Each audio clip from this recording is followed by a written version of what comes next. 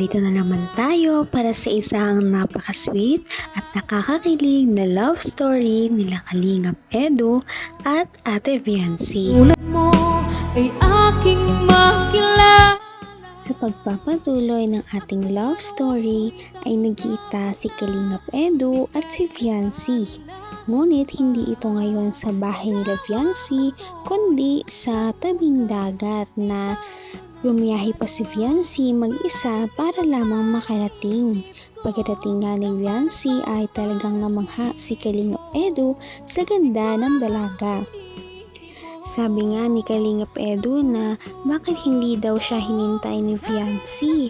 Sabi naman ni Viancy ay dahil kaya niya naman daw bumiyahe at para hindi na mahirapan si Kalingap Edu sa pagsundo sa kanya. Sabi naman ni Kalingap Edu ay sana hinantay siya ni Viancy para lamang nasundo siya dahil mahirap nga ang mag-commute at ganun pa daw ang kanyang suot. Dahil ang suot nga daw ni Viancy ay nakashort siya noong araw na yon. Baka daw kasi ay mabasto siya sa daan. Lang yun. Miss kita. Bilang halabting po. Ha? Hindi ka nga dito. Hindi, no? Miss kita. Bilang ikaw. Bilang si Viancy. Ikaw yan eh.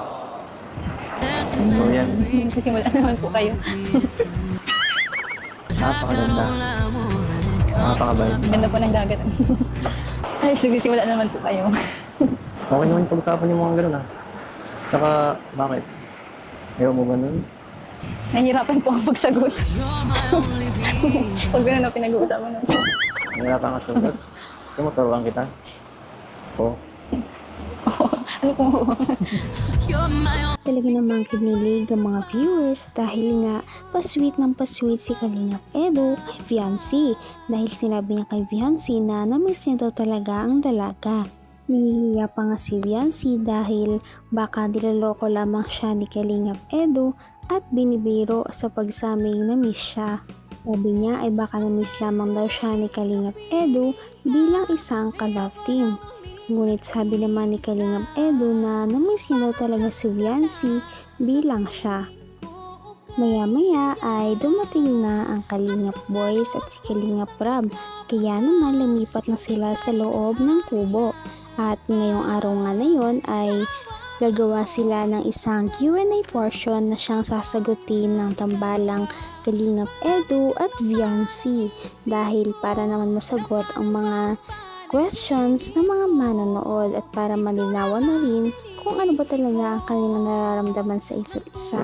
Totoo bang may crush ka kay Eds? Ay! Talaga niya. Ay, nabigla. Nabigla. Hindi na rin alam kung ano yung sasagot ko.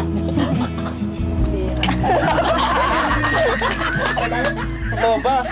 Kalamansi o sagot? Sagutin na yan! Sagutin na yan! Kalamansi? Kalamansi o sagot? Kalamansi po. Hala! Question Ano ba yan? kalaman. Siyain mo eh. Ganun ka. Ganun ka, Benzi. Ah,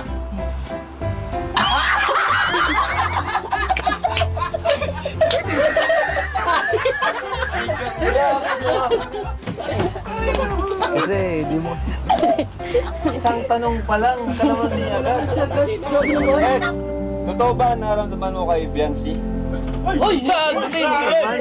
Sagutin na yan! Sagutin! Sagot na nga ka. Grabe nga dahil kahit first question pa lang ay parang hindi na kaya ni Viancy kaya naman pinili niya ang kalamansi dahil ayaw niya munang sagutin ang tanong na kung crush niya ba talaga si Kalingap Edu o hindi. Ngunit si Kalingap Edu naman ay tinanong ay grabe naman at oo talaga siya na gusto niya talaga daw si Viancy. Napakatapang nga naman talaga ni Kalingap Edu na harapin ang mga questions para sa kanya dahil kahit isang beses ay hindi siya nagkalamansi dahil ito ay kanyang sinagot ng tapat at buong katapangan. Sabi niya bakit naman daw siya matatakot kung totoo naman daw talaga ang kanyang nararamdaman para kay Viancy. Maya-maya ay painit ng painit ang mga tanong na sinasagot nilang dalawa. Marami na nga nabubunyag na sikreto na dapat na silang dalawa lamang ang makakaalam. Naman,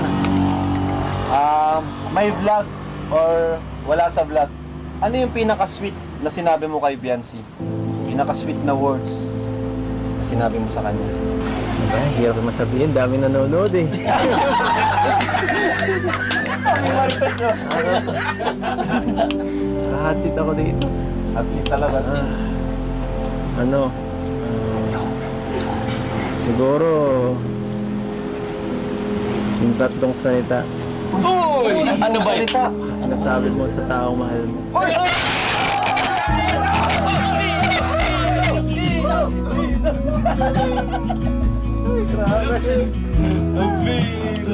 Parang ang dali lang kay Eds, ano? Biancy, pawis-pawis na. Masaya ka ba, Biancy, sa love team nyo? Sa EDSI? Masaya ka ba? Grabe at umamin na nga talaga si Kalingap Edo na nagsabi na siya ng magic word kay Viancy. Nagsabi na siya dito ng I love you. Ngunit hindi ito on cam, kaya naman siguro ay sinabi niya ito kapag sila lamang ang magkasama or kapag sila lang ang nagchat-chat. Ibig sabihin ba nito ay nag-uusap talaga sila kapag hindi sila nag-vlog? Talagang personalan na yata ang kanilang nararamdaman sa isa't isa. Maya-maya ay kinabahan na nga ang lahat dahil sa tanong kay Kalingap Edo na kung nakamove on na daw ba siya sa dating ka-love team. Ang sagot naman ni Kalingap Edo ay oo naman at dahil daw iyon kay Ate Viancy. ng puso Si, kung sakali lang ha, kung sakali lang, may pag-asa ba si Edo kung sakaling manligaw, gano'n? Sagutin na yan. Sagutin na yan. Sagutin na yan. Sagutin na yan. Tago niya na ito, tago niya.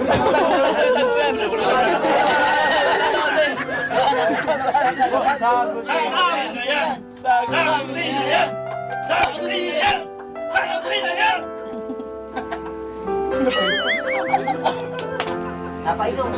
Nagbelo. Yes or no? Siguro po.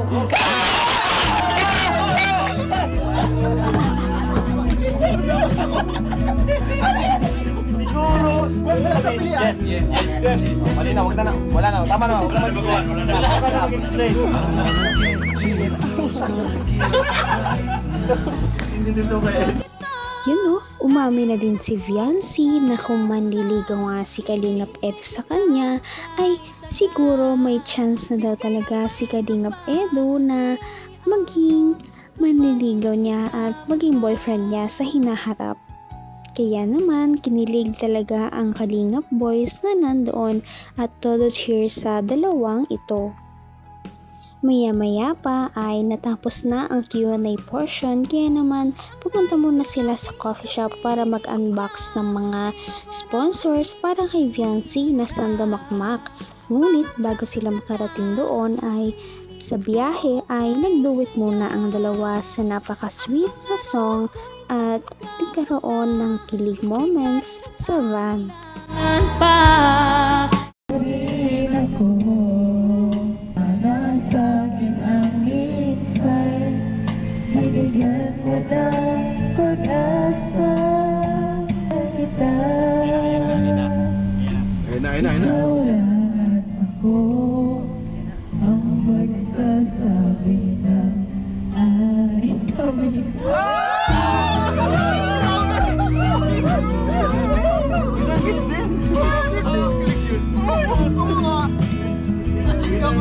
Tagal natin hinintay yun. Tama, may tama.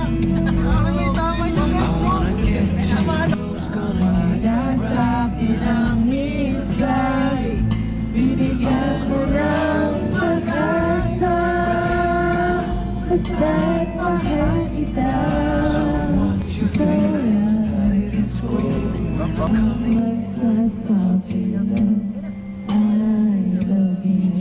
Ginilig na nga ang lahat dahil si Viancy na napakamahiyain ay parang nasabi ang nararamdaman kay Kalingap Edo gamit ang isang kanta.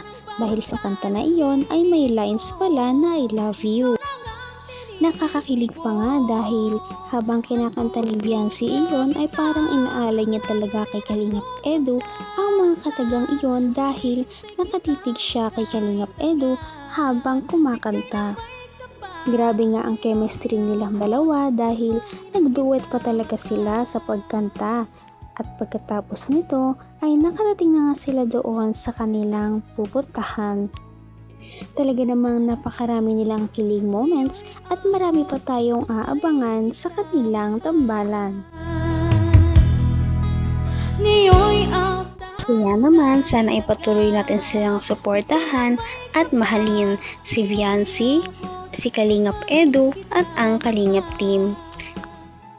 Yun lamang at maraming salamat sa panonood. Abangan natin kung magkakatuluyan ba talaga si Kalingap Edu at Viancy. Hanggang sa muli. Bye! ngayon'y abot